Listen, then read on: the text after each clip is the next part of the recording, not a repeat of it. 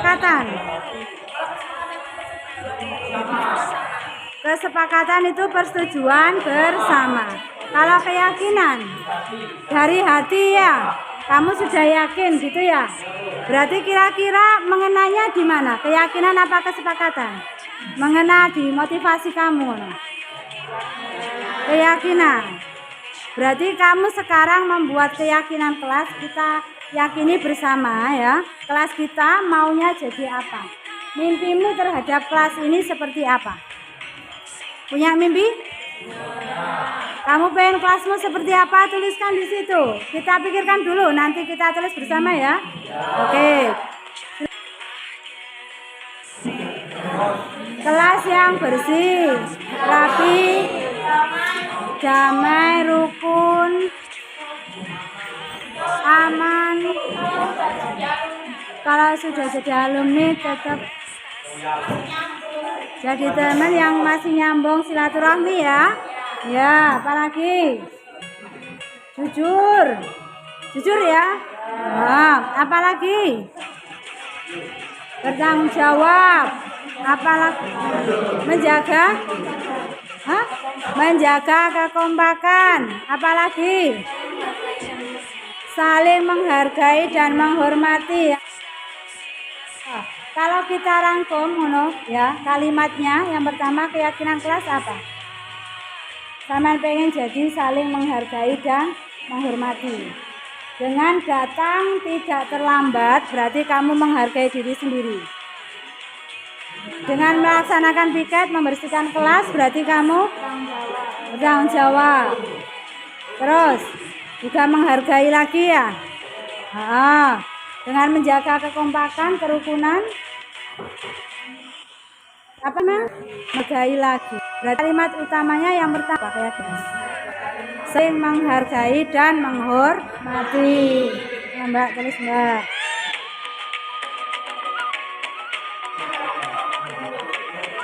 Bagaimana Mas Adit?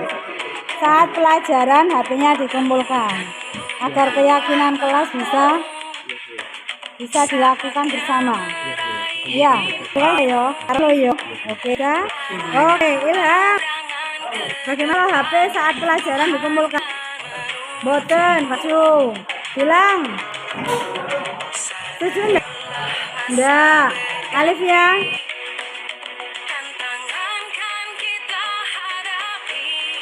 Oh, kasih solusi untuk Bu Enis ya. Dava. Tidak setuju HP dikumpulkan saat pelajaran. Kenapa? Oh, kelihatan nanti ada panggilan mendadak kalau muni. Bu Enis suruh tahu gak kaptek seru. Gak setujunya? Kenapa tidak setuju? Bu Enis sudah tidak lihat HP-nya, cuma dikumpulkan saja. Meskipun HP-nya Arsa di Bu Enis lama loh, kata celok isinya apa ya? Kurang setuju. Terus kasih solusi ke Bu Enis supaya saat pelajaran sama tidak HP dimatikan, tapi tidak dikumpulkan. Tapi kalau nanti ketahuan buka HP, konsekuensinya apa? Disita ya. Rekaman kalau ketahuan main game di HP saat pelajaran, HP disita, dikumpulkan ke depan HP-nya. Kalau ketahuan main game. Oke ya, sepakat ya. Oke wes, tak rekam lo ya. Safri, kesepakatan temanmu Safri. Kalau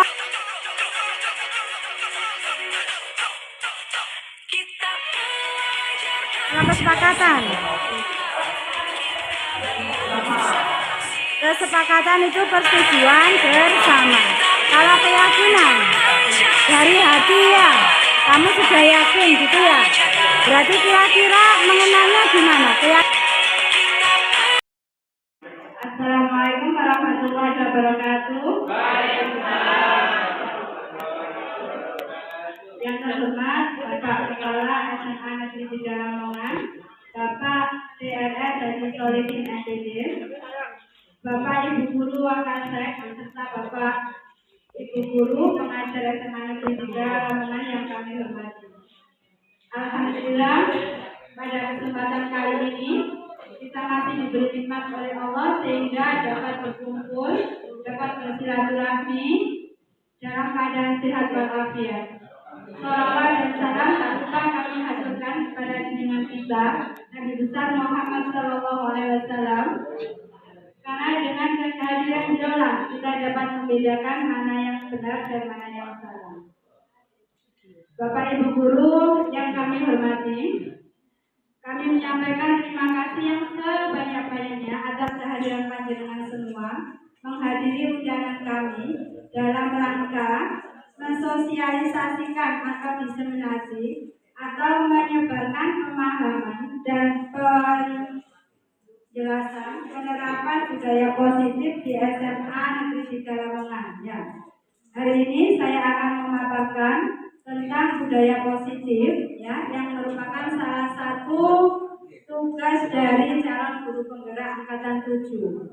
Perkenalkan dulu, panjenengan tentunya sudah kenal dengan saya. Saya Ibanis, ngajar mata pelajaran kimia di SMA Negeri 3 Lamongan dan PKWU. Nah, saya termasuk CGP angkatan 7 dengan pengajar prakteknya Ibu Sumiharse dan fasilitatornya Ibu Husnul Insani. Nah, kali ini saya akan menyebarkan pemahaman dan pengalaman saya tentang budaya positif, yaitu modul 1.4. Oke, ini Bapak Ibu ya, materinya bisa panjenengan lihat. Saya saat ini melakukan aksi nyata dan implementasi konsep-konsep ini ya. Sebelumnya, coba saya mau sharing, bertanya kepada Bapak Ibu semua, setuju atau tidak setuju apabila ada hukuman dapat mendisiplinkan anak? Menurut panjenengan setuju? Oke, Bu Is. Hukuman dapat mendisiplinkan anak, setuju? Oke. Yang kedua, pemberian hukuman dengan hal positif seperti membaca atau membersihkan halaman sekolah dapat meningkatkan disiplin anak. Setuju atau tidak? Setuju. Ya. Yang ketiga, memberi penghargaan dapat meningkatkan motivasi belajar anak. Setuju juga. Nah, apa? Sementara jawaban sementara, saya bilang sementara karena nanti setelah memperoleh materi ini mungkin jawaban panjenengan berubah. Ya, kita mulai dari awal. Ini yang kami pelajari nanti ya, ada perubahan paradigma belajar. Yang kedua disiplin positif dan nilai-nilai kebajikan universal. Yang ketiga dari motivasi, hukuman dan penghargaan restitusi. Yang keempat keyakinan kelas. Yang kelima kebutuhan dasar manusia dan dunia berkualitas. Yang pertama dulu. Coba kita mulai ya. Coba saudara cari kertas kecil. Tidak pakai kertas, tidak apa-apa Bu. Dengan genggam nanti sama temannya, satu genggam, satu merebut. Paham maksud saya? Satu menggenggam berarti dengan sama Bungut, Bu Aisyah sama Bungut, dengan sama Bu satu menggenggam, satu berusaha memaksa membuka. Paham maksud saya? Satunya menggenggam, berarti Bu Aisyah menggenggam, kemudian membuka. Oke. Saya sendiri. Bu sudah. Nah, coba kira-kira Bungut dengan Bu Erna bagian apa? Genggam. Genggam berarti Bu sama Bu Indah nanti mencoba memaksa membuka. Bisa ya? Ayo coba dibuka. Bisa. Monggo silakan. Bisa. Bisa enggak? Tidak bisa. Genggamannya? Iya. Oke. Kayak sama juga. Berarti kita sudah bisa dilepaskan namanya. Berarti kita bisa menyimpulkan apa yang kita pelajari dengan genggaman tangan ini tadi? Pertahanan. pertahankan. Buis pertahankan. Berarti yang mempertahankan siapa? Dengan pertahankan. Apalagi? Ya, spirit kita harus dipertahankan. Ya, berarti yang bisa mengontrol diri kita adalah kita sendiri. Ya kan? Bukan orang lain. Oke? Itu ya, satu konsep. Nah, ini terkait dengan siswa kita ya. Siswa kita itu apa namanya? Sekarang paradigma yang kita gunakan sebagai guru itu stimulus respon. Artinya apa? Kita itu sebagai guru ini ya, kita mencoba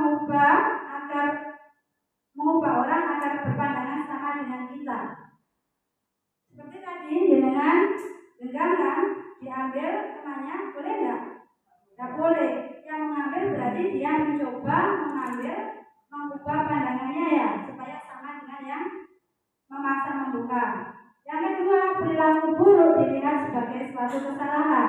Kita melihat murid kita melakukan terlambat, pasti kesalahan. Ramai di kelas, pasti kesalahan, kan seperti itu. Terus orang lain bisa mengontrol saya, bahwa jenengan bisa dikontrol oleh orang lain, itu pandangan kita bisa memaksa siswa. Terus saya bisa mengontrol orang lain. Pemaksaan ada pada saat bujukan gagal. Jika kita sudah membujuk, anak-anak tidak mau, berarti bisa gagal ya. Terus model berpikir ada menang, ada kalah. Seperti tadi, yang menang adalah yang gagal, yang kalah adalah yang memaksa. Nah, paradigmanya tersebut sekarang berubah. Namanya teori kontrol atau pilihan. Yang pertama tadi kita mencoba yang stimulus respon ya. Kita mencoba mengubah orang agar berpandangan sama dengan kita.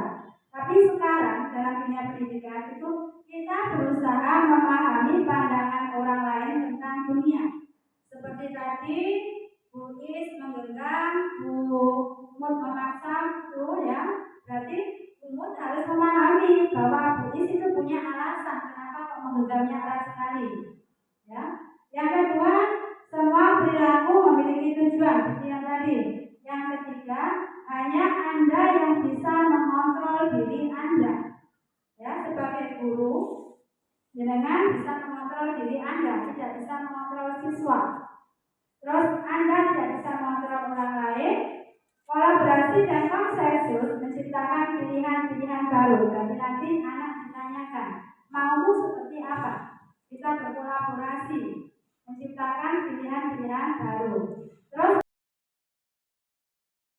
lanjut dulu. Nah, materi kita pada disiplin positif.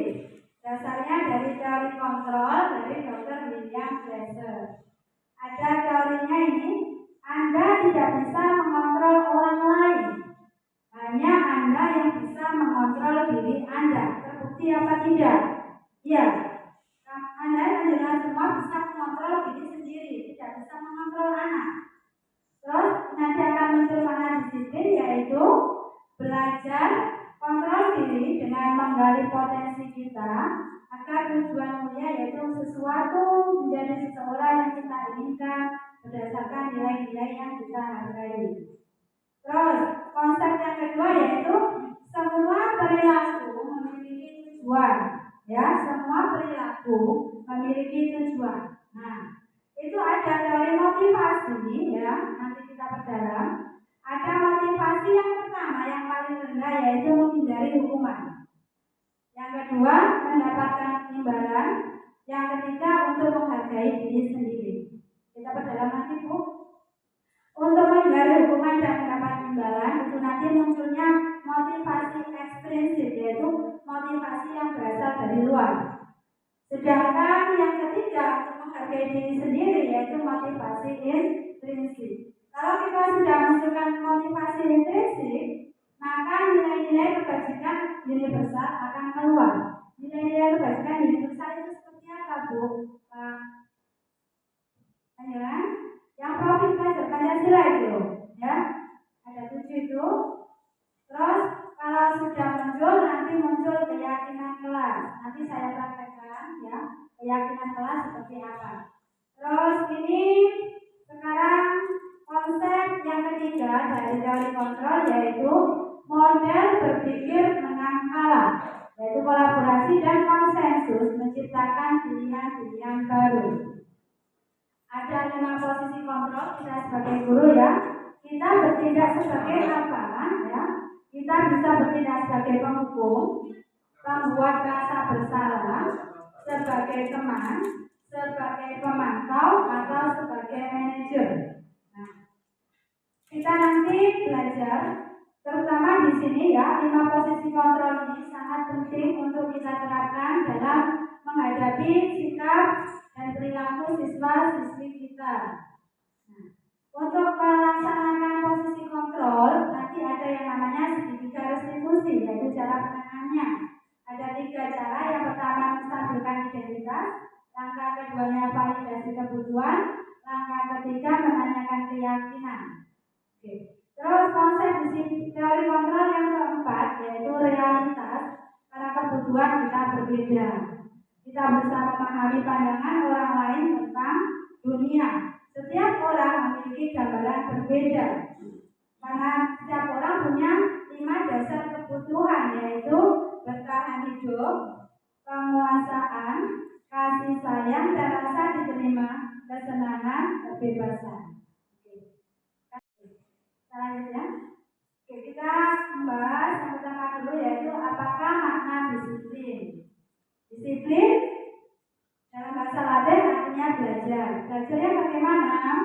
Ya, mana asal dari kata ini berkonotasi. Konotasi itu berarti lawan kata ya, dari Socrates dan Plato. Nah, disiplin ini membuat orang menggali potensinya. Berarti dengan disiplin murid kita bisa menggali potensinya menuju sebuah tujuan apa yang dia hargai. Jadi kita tujuan utamanya membentuk disiplin positif. Nah, namun dalam budaya kita makna kata disiplin telah berubah menjadi sesuatu yang dilakukan seseorang pada orang lain untuk mendapatkan kepatuhan. Seperti itu ya Bapak Ibu ya. Kita memaknakan disiplin berarti mengharapkan anak-anak kita itu patuh dengan kita. Itu makna disiplin. Nah, kecenderungan umum adalah menghubungkan kata disiplin dengan ketidaknyamanan. Ada rumah, gitu ya, bukan dengan apa yang kita hargai atau pencapaian suatu tujuan mulia. Itu disiplin menurut kita ya, bahwa anak harus patuh, mentaati peraturan. Itu disiplin menurut kita. Padahal sebenarnya disiplin itu bahasa Latinnya artinya belajar. Kemudian nilai kebajikan. Berarti ini berlaku universal, berlaku untuk semuanya. Nah, nilai kebajikan yang ada dalam profil pelajar Pancasila ya, yang kita yang kita munculkan dalam tema itu ya, bertakwa dan Tuhan Yang Maha Esa, dan berakhlak mulia. Yang kedua mandiri, yang ketiga bernalar kritis, yang keempat bertindakan tobat, yang kelima gotong royong dan kreatif. Itu profil belajar Pancasila.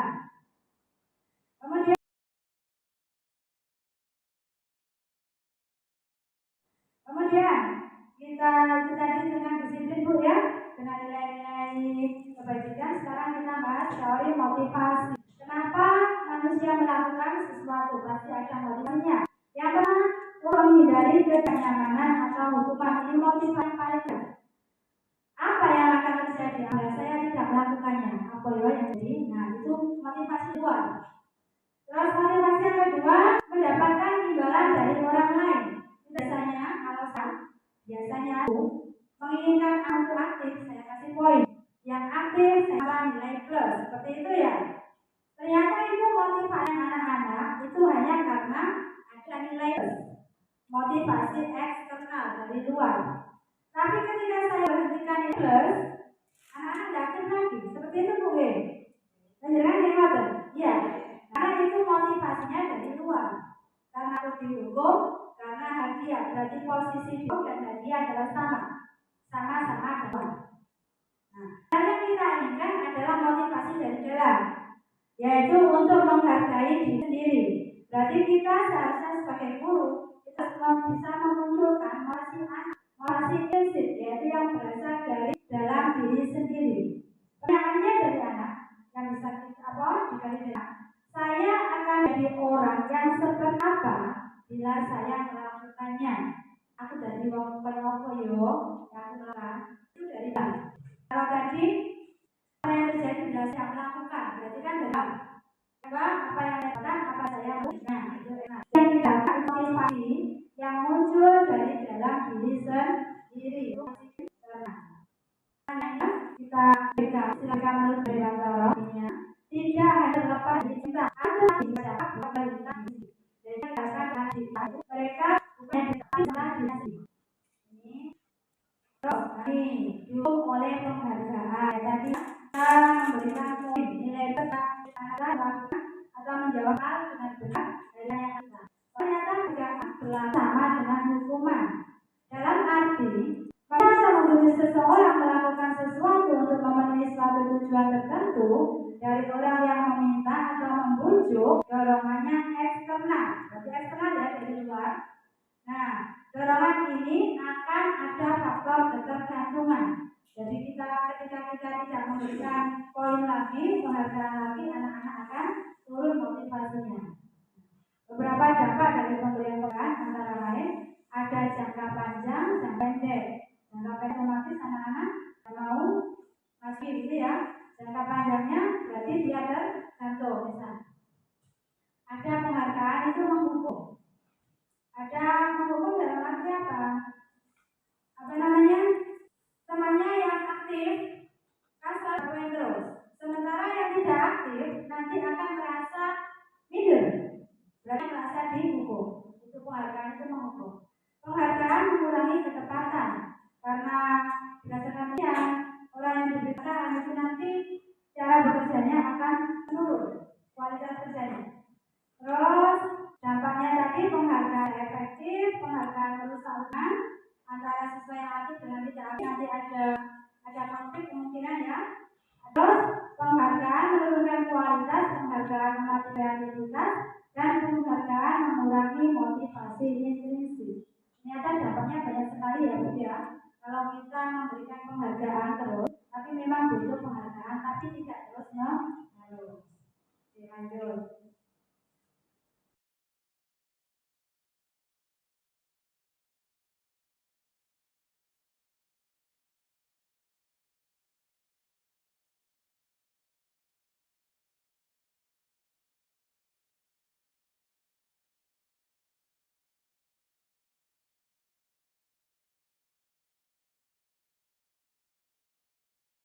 Kemudian kita tadi dengan disiplin Bu ya, dengan nilai-nilai kebajikan. Sekarang kita bahas teori motivasi. Kenapa manusia melakukan sesuatu? Pasti ada motivasinya. Yang pertama, menghindari kenyamanan atau hukuman. Ini motivasi yang paling besar.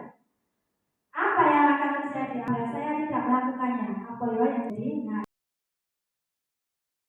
coba menurut panjenengan ada beberapa tindak dulu menurut panjenengan ini termasuk hukuman atau konsekuensi. Kita akan lihat ya, sebabnya hukuman atau konsekuensi. Mencatat 100 kali di dalam buku saya tidak akan terlambat lagi karena tersebut. Menurut panjenengan ini hukuman apa konsekuensi? Nah, tahu bedanya hukuman dan konsekuensi? Konsekuensi hukuman, tahu bedanya? Konsekuensi itu akibatnya bagaimana? Akibat tindakan yang dilakukan. Berarti ada tindakan terus ada akibatnya. Kalau hukuman dari kesalahan. Berarti yang menghukum itu tidak ada sejak awal. Kalau masih ada sejak atau gimana? Ayo jangan. Yang pertama dulu mencatat 100 kali. Hukuman apa konsekuensi? Hukuman. Oke. Yang kali tangan baca 2 kali. Hukuman juga. Yang ketiga, murid bisa meneruskan 15 kali karena menggunakan masker ke sekolah. Hukuman. Yang keempat, menggantikan kertas tugas teman yang telah dicoret-coret.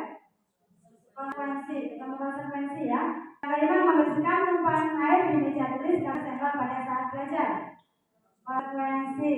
Yang keenam, murid disuruh untuk mengenakan sepatu seharian di sekolah karena tidak mengenakan sepatu.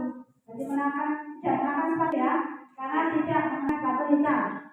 Hukuman apa konsekuensi? Hukuman. Hari mengaliri lapangan basket 2 kali akan terlambat 10 menit untuk pelajaran privat. Hukuman. Ada hukuman, ada konsekuensi. Berarti bagaimana? Nah, ini hukuman konsekuensi ya, tadi ya. Bedanya di mana hukuman dengan konsekuensi? Kita bahas satu persatu ya. Hukuman. Hukuman itu sesuatu yang kita harus terjadi kayak tadi disuruh lapangan, disuruh menulis. Kalau konsekuensi sesuatu harus terjadi kayak tadi, namanya menumpahkan air, ya, menumpahkan air, mengganti kertas, karena sesuatu. Terus jadi sesuatu. Nah, hukuman membuat anak sakit, fisik maupun hati berjangka waktu lama karena bisa menimbulkan cedera. Konsekuensi membuat anak merasa tidak nyaman dalam jangka waktu pendek. Kayak tadi disuruh membersihkan kan konsekuensi dalam jangka waktu pendek.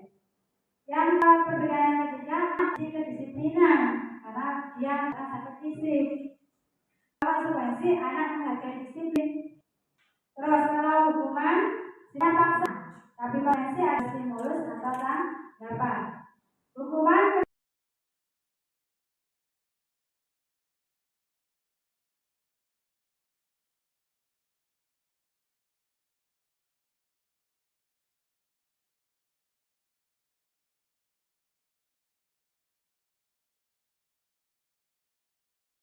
peraturan, hukuman marah, rasa bersalah, dipermalukan, rasa tak dihargai. Kalau konsekuensi kehilangan hak dan nyaman, silakan untuk sementara. Berarti menurut jenengan, coba menurut panjenengan ada beberapa tindak dulu. Menurut panjenengan ini termasuk hukuman atau konsekuensi. Kita akan lihat ya, sebabnya hukuman atau konsekuensi. Mencatat 100 kali di dalam buku anak. Saya tidak akan terlambat lagi. Terus, ada konsekuensi setelah yang terkena restitusi. Ini juga sama ya.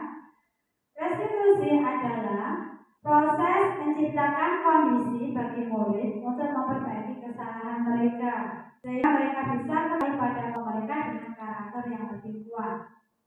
Restitusi juga merupakan proses kolaboratif yang mengajarkan murid untuk mencari solusi untuk masalah mereka dan membantu murid berpikir tentang orang seperti apa yang mereka ingin menjadi.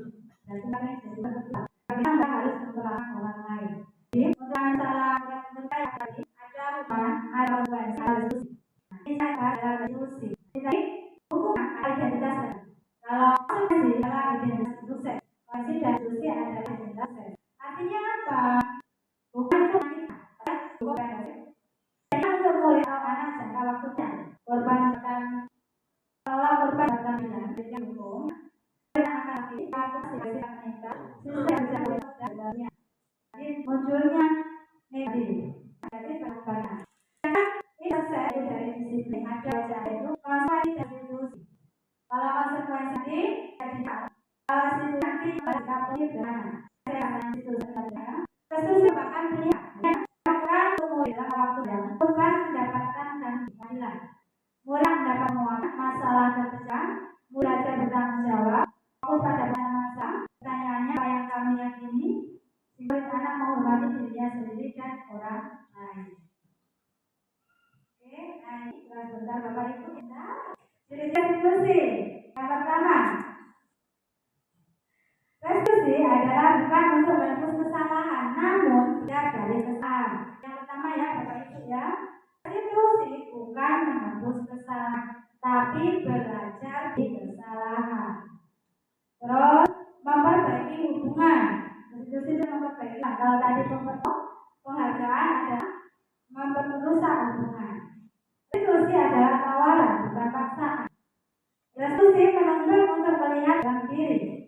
Restitusi mencari kebenaran yang dasar tindakan. Restitusi diri adalah cara yang paling baik. Restitusi fokus pada karakter dan tindakan. terangkan. Restitusi fokus pada solusi, itu yang utama, solusi. Nanti restitusi akan kembalikan dapat berbuat salah pada kelompoknya.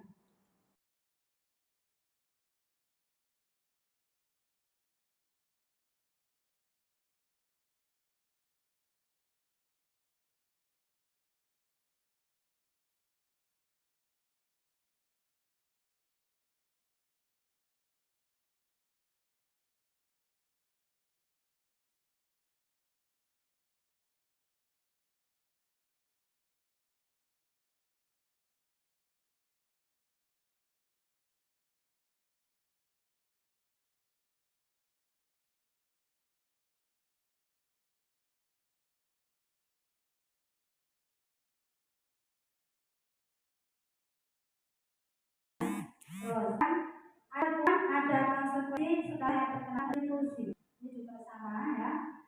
Restitusi adalah proses menciptakan kondisi bagi murid untuk memperbaiki kesalahan mereka sehingga mereka bisa kembali pada mereka dengan karakter yang keyakinan kelas. Mengapa tidak peraturan saja? Mengapa harus keyakinan kelas? Sebagian besar Bapak Ibu adalah wali kelas ya. Nah, biasanya pada awal pertemuan kita melakukan kesepakatan dengan anak kita, ya kan? Seperti itu. Saat ini setelah saya mempelajari modul 1.4, kesepakatan kelas saja ternyata kurang. Perlu keyakinan kelas. Apa itu keyakinan kelas? Apa bedanya keyakinan dengan kesepakatan? Seperti ini ya. Mengapa kita memiliki peraturan harus menggunakan helm bila mengendarai kendaraan roda 2? Mengapa kita memiliki peraturan 3M menggunakan masker, mencuci tangan dan menjaga jarak 1,5 meter? Mengapa kita memiliki peraturan harus datang tepat waktu pada saat mengikuti pelatihan? Itu masih peraturan. Nah, untuk mendukung motivasi intrinsik, yaitu kembali ke nilai-nilai keyakinan.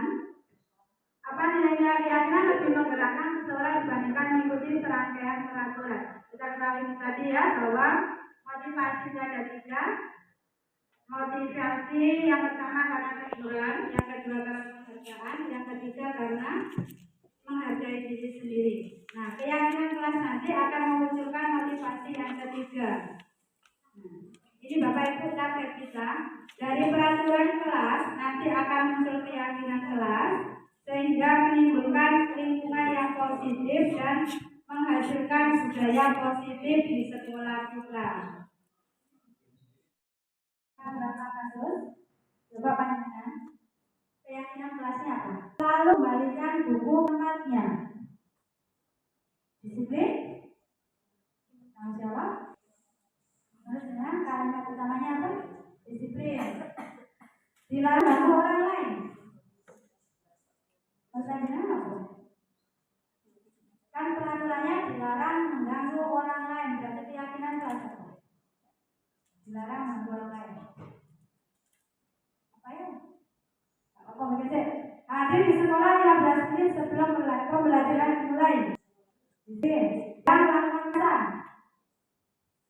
Dilarang menggunakan narkoba, kesehatan, ya, pergantian atau giliran, disiplin menghormati orang lain, gunakan masker, kesehatan, jangan beri kelas atau koridor, menghargai, kasih, cepat ayo, jangan keluar, selalu kembali ke tempatnya itu keyakinan kelasnya, tanggung jawab. Dalam orang lain, keyakinan kelasnya menghormati orang lain. Hadir di sekolah 15 menit sebelum mulai, menghormati orang lain, komitmen. Dilarang melakukan kekerasan, keselamatan, menghormati orang lain. Jangan makan narkoba, kesehatan. Bergantian atau menunggu giliran, menghormati orang lain. Gunakan masker, kesehatan. Jangan berlari di kelas atau koridor.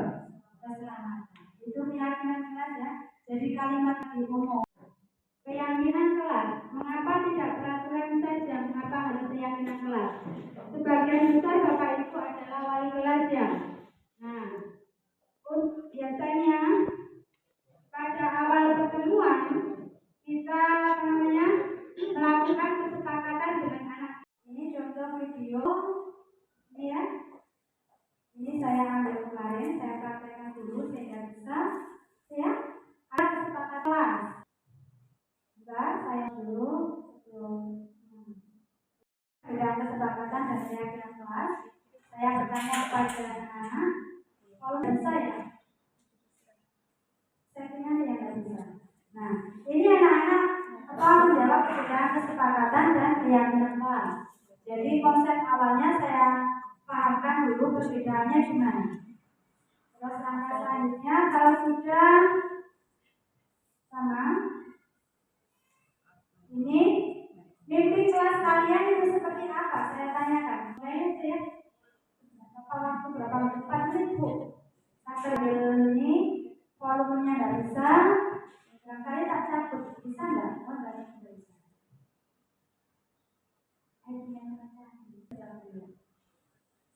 Ini sudah bisa. Volumenya. Iya. Pasti nggak bisa suara ini.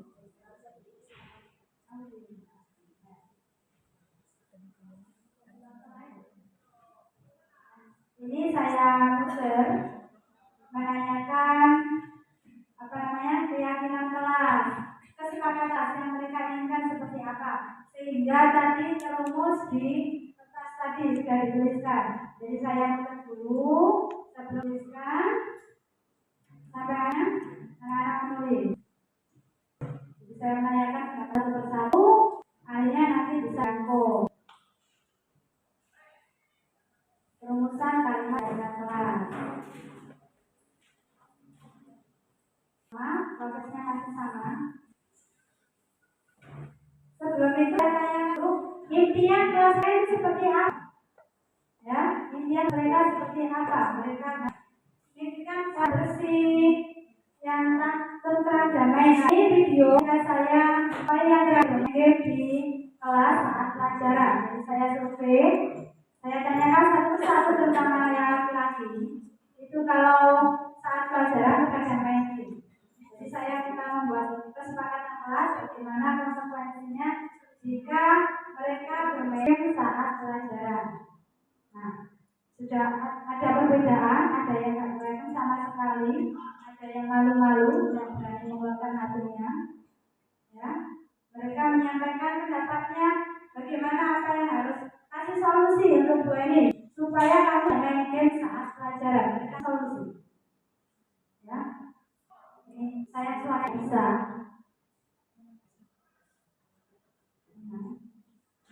Akhirnya yang terakhir, mereka menuliskan menandatangani keyakinan kelasnya.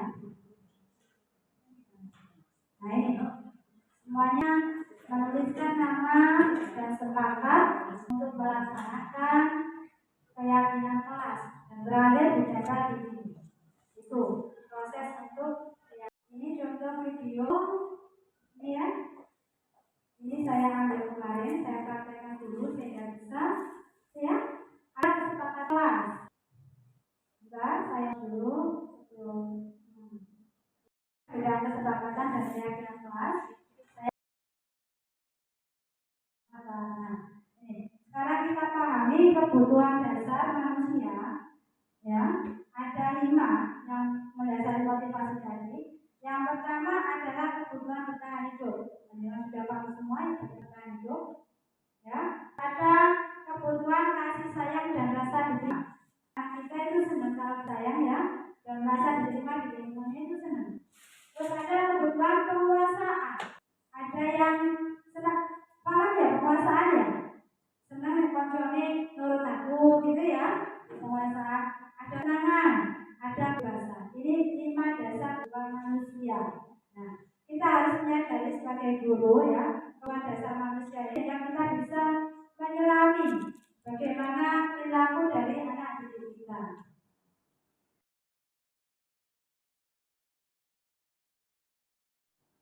Kemudian kita beralih ke ini materi 5 posisi kontrol. Capek Bu, ngantuk.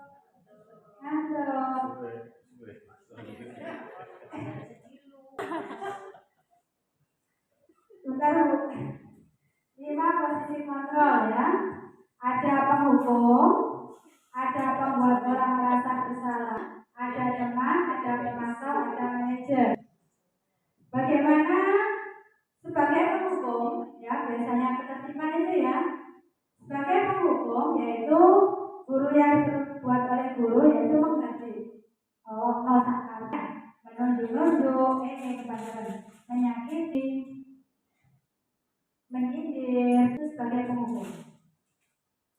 Guru berkata, kalau kamu tidak melakukannya, awas ya, rasakan Tuhan tenang ya. Maka itu ya.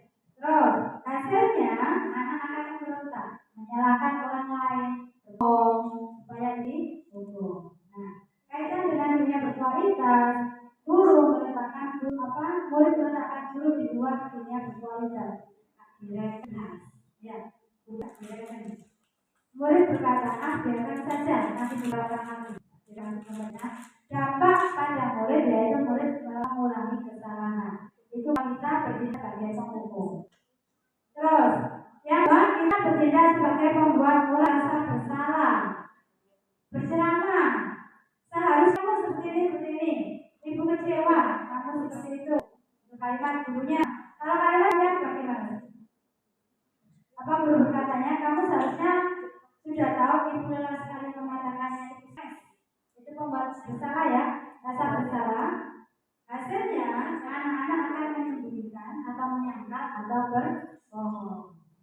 Kaitannya dengan dunia berkualitas. Jadi bagi murid panjenengan itu meletakkan guru dalam dunia berkualitas. Berarti kalau berbohong. Seperti itu murid akan berkata, maafkan saya Bu, sehingga dampaknya murid berhati diri. Kalau kita bertindak sebagai pembuat rasa bersalah. Sekarang identitas yang berhasil itu mengharapkan imbalan atau ketergantungan pada orang lain. Kita sebagai teman, panjenengan mungkin sudah bertindak sebagai teman ini ya, menanyakan alasannya kenapa seperti itu. Ayolah lakukan ini Ibu, masa kamu tidak mau? Nah itu kita sebagai teman. Tapi apa hasilnya akan terjadi ketergantungan, akan bergantung pada kita. Nah, kaitan dengan dunia mereka, murid meletakkan guru di orang sebagai orang yang sangat penting di dunia berkualitas. Jadi murid itu namanya meletakkan panjenengan segala yang dengan omongan itu adalah sebagai cinta. Menurut gitu ya. Nah, itu dampaknya akhirnya anak lemah jangan diri dokter jantung. Itu kalau kita menempatkan diri sebagai teman. Tapi kalau sebagai pengetahuan, ya, guru yang berbuat itu menghitung dan mengukur catatan-catatan. Kamu melakukan ini berapa kali, kesang ini sudah berapa kali, itu sebagai pemantau. Guru akan berkata, apa peraturannya? Kalau kamu melakukan ini, apa peraturannya? Hasilnya, anak akan menyelesaikan diri bila diawasi. Kaitannya dengan dunia mereka, murid meletakkan guru, peraturan dan hukum di dunia berkualitas. Guru, peraturan, hukuman di dunia mereka. Murid berkata, berapa ya bintang yang saya harus peroleh? Bintang, berapa yang harus saya? Dampaknya diberatkan pada sanksi atau hadiah untuk dirinya. Nah, yang kita harapkan posisi 5 ya, sebagai guru kita harus memunculkan atau posisikan sebagai manajer. Sebagai manajer, apa yang dibuat oleh guru mengajukan pertanyaan. Apa yang kita yakini? Apa yang kita kerjakan untuk memperbaiki masalah ini? Bagaimana solusinya? Sehingga hasilnya akan menguatkan pribadi. Nah, murid akan meletakkan dirinya sebagai individu, berarti sebagai dirinya sendiri, ya, dalam dunia berkualitas. Murid akan berkata, bagaimana caranya saya bisa memperbaiki keadaan? Akibatnya bisa mengevaluasi diri, bagaimana cara memperbaiki diri. Itu yang kita harapkan ya, dengan semua itu pada posisi manajer. Ini coba pernyataan saya kecewa sekali dengan kamu. Lalu panjenengan Merasa bersalah? Saya kecewa sekali dengan kamu. Ya, merasa bersalah ya? Kamu tidak benar-benar melakukannya. Berarti posisi sebagai apa? Sebagai penghukum. Benar-benar, ya. Ayolah, lakukan seperti ibu bapak. Berarti teman. Apakah kamu dapatkan tadi? Sebagai apa? Pemantau. Bagaimana kamu disampaikan masalah ini? Berarti sebagai manajer. Kamu selalu hari terakhir. Sebagai penghukum. Sampai ini Bapak Ibu? Jelas? Jelas.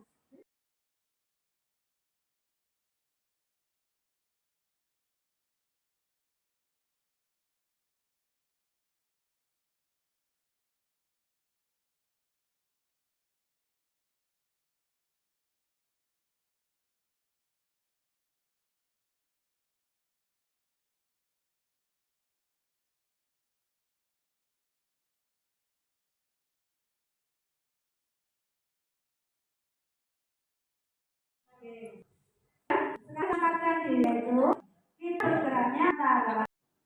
Kemudian kita beralih ke ini materi 5 sisi kontrol. Capek Bu, ngantuk.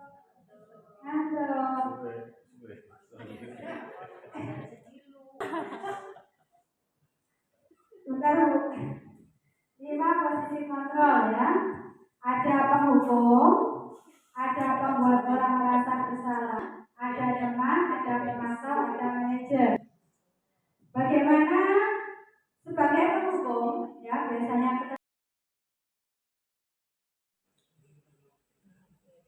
terus selanjutnya segitiga restitusi. Mungkin kita sudah melakukan ini ya kegiatan segitiga restitusi untuk menyelesaikan permasalahan anak didik kita. Apa saja langkah-langkah segitiga restitusi itu? Yang pertama, menstabilkan identitas. Jadi sebagai guru kita stabilkan dulu identitasnya dengan kalimat-kalimat misalkan setiap orang pasti pernah melakukan kesalahan. Kamu bukan satu-satunya yang pernah melakukan ini. Itu langkah yang pertama, yaitu menstabilkan identitas. Langkah yang kedua yaitu validasi kebutuhan. Apa yang bisa kita tanyakan? Kamu tentu punya alasan mengapa melakukan itu. Adakah cara yang lebih efektif untuk mendapatkan apa yang kamu butuhkan? Terus untuk menanyakan keyakinan, misalnya nilai-nilai apa yang telah kita sepakati? Kamu ingin jadi orang seperti apa? Nah, Bapak Ibu, saya punya contoh penerapan segitiga restitusi. Ini ya. Ini juga salah satu tugas dari dalam guru penggerak. Bentar.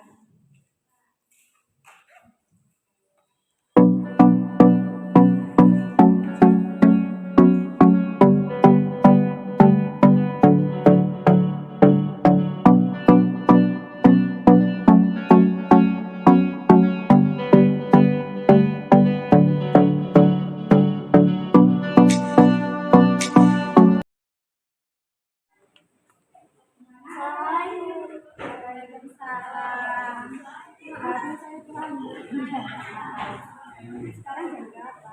Sudah jam 7. Harusnya masuk dulu ya. Nanti kamu playlist ya. Oh iya, silakan dicoba. Mas Sakti tahu kenapa dipanggil playlist ke sini? Saya tahu, saya sering dipanggil di sekolah. Mbak, Sakti tadi berangkat dari rumah jam berapa?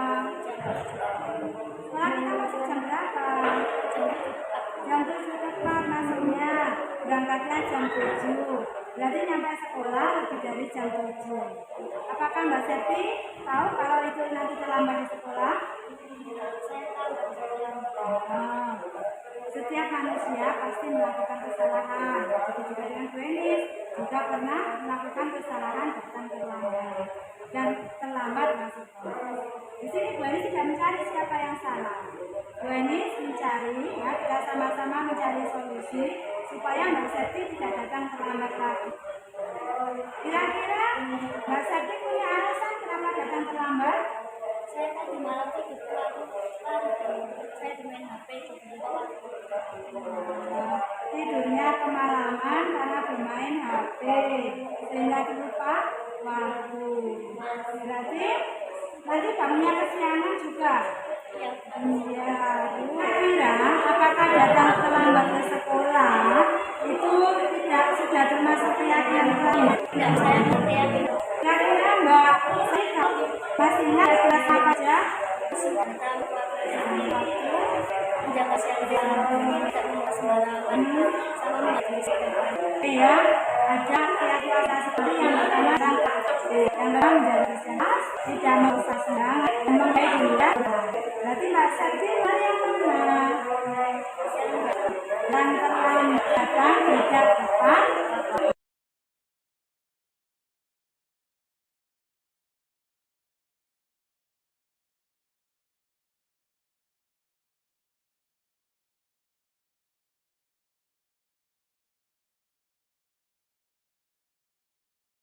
Kira-kira yang bisa dilakukan supaya tidak datang terlambat. saya harus tahu di awal tidak bermain HP lalu sekarang saat di pagi atau tidak Ya.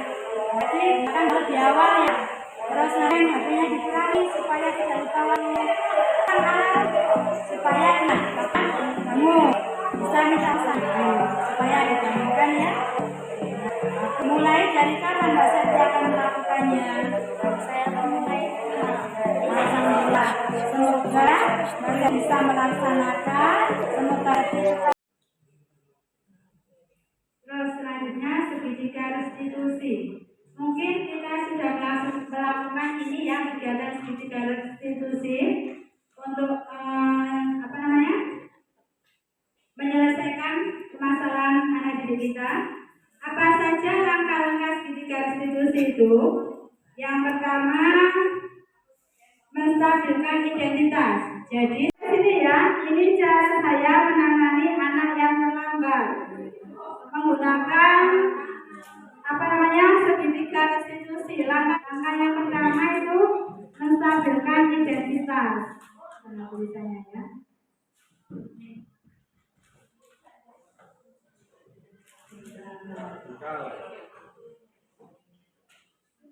Langsung saja Bu, saya lihatkan powerpointnya saja ya. Langkah-langkah yang bisa kita ambil untuk menstabilkan identitas, yaitu yang pertama kita bisa bertanya kalimat apa yang bisa kita tanyakan, yaitu kita bisa memberi penguatan ya. Berbuat salah itu hal yang manusiawi. Tidak ada manusia yang sempurna. Bapak Ibu juga pernah buat salah. Kita masih bisa menyelesaikan permasalahan ini. Lalu juga Bapak Ibu tidak tertarik untuk mencari tahu siapa yang benar, siapa yang salah. Tetapi Bapak Ibu lebih tertarik untuk menyelesaikan masalah. Kalau kamu menyalahkan dirimu sendiri terus-menerus, apakah kamu bersikap baik pada dirimu sendiri? Itu kalimat yang bisa kita ucapkan untuk menstabilkan identitas. Langkah yang kedua yaitu validasi kebutuhan. Karena kebutuhan itu ada 5 ya. Ada kekuatan, power, freedom, kebebasan, love, and belonging, kasih sayang, fun, dan survival, bahagia, dan bertahan hidup. Yang bisa kita tanyakan kepada anak didik kita yang melakukan kesalahan, kamu bisa saja melakukan hal yang lebih buruk, tetapi kamu tidak melakukannya kan? Kamu pasti punya alasan mengapa melakukannya. Atau kamu apa yang penting bagi kamu? Atau kamu boleh tetap berusaha menjaga sikap itu, tapi tambahkan sikap yang lain yang baru. Kemudian, maukah kamu belajar dan menilai yang mendasari manusia berinteraksi dengan orang lain? Guru bisa berkata, apa nilai yang kita percaya di kelas setelah kita berarti untuk melakukan segitiga restitusi, setidaknya kita sudah menyepakati melakukan kesepakatan kelas dan membuat keyakinan kelas. Jadi kita bisa menanyakan keyakinan kepada anak yang melakukan kesalahan, yang melanggar. Terus kalimat lain, nilai-nilai universal apa saja yang telah kita sepakati, atau kelas yang ideal itu seperti apa, dan seterusnya. Oke anak, silakan. Oke Bapak Ibu, kita bisa juga mengajukan kalimat pertanyaan, ya, sebagai seorang pemantau dan manajer. Apakah kamu ingin berbuat lebih baik? Gitu ya. Berarti kita yang melakukan kesalahan, kita sentuh hatinya. Apakah kamu ingin berbuat lebih baik? Menurut saya itu lebih mengena ya. Apakah saat ini kamu sedang menjadi orang yang sedang kamu inginkan? Apakah kamu bisa membuka kegiatan atau ini ya? Ini cara saya menangani anak yang terlambat menggunakan segitiga restitusi. Langkah yang pertama itu menstabilkan identitas. Nah, tulisannya ya.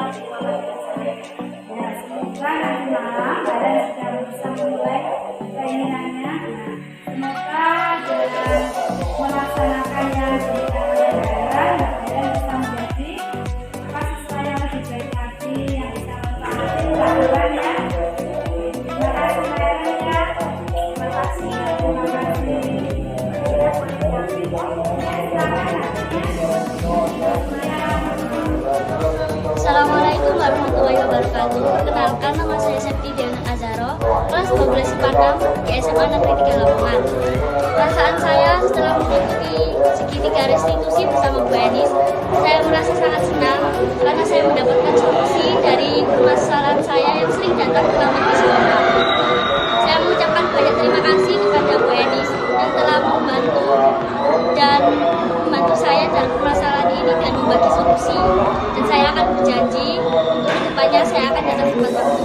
kasih. Wassalamualaikum warahmatullahi wabarakatuh. Hai, selamat pagi. Perkenalkan, saya Ella Deborah dari 12 IPA 6 di SMA Negeri 3 Lamongan. Saya ketahuan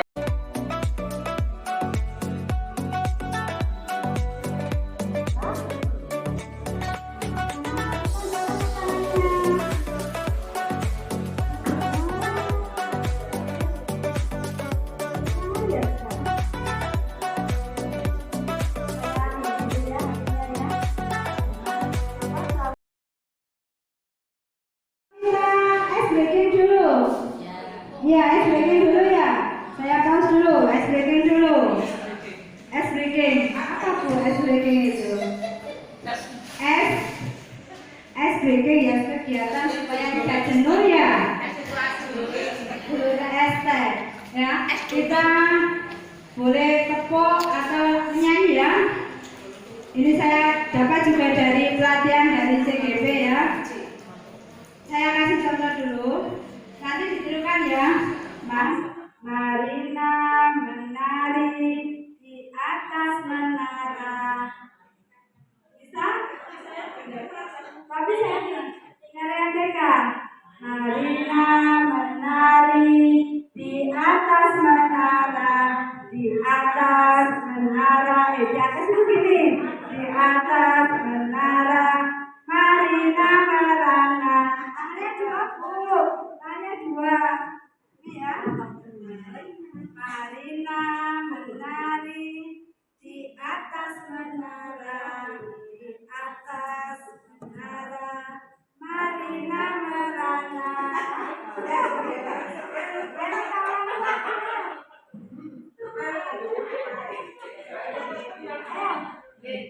Oke, Bu. Nanti saya ini ya. Kalau Marina berarti dulu di dada. Menari tangan seperti ini. Di atas berarti di atas. Menara ke atas tangannya ya. Menara ke atas. Merana seperti ini. Oke ya. Kalau merana ya. Ulangi.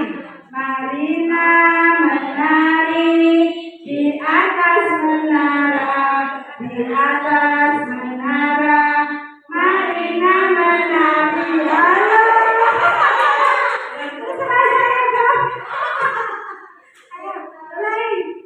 Konsentrasi ya, berarti banyaknya konsentrasi. Oke, ulangi. Marina menari di atas menara, di atas menara. Marina merana.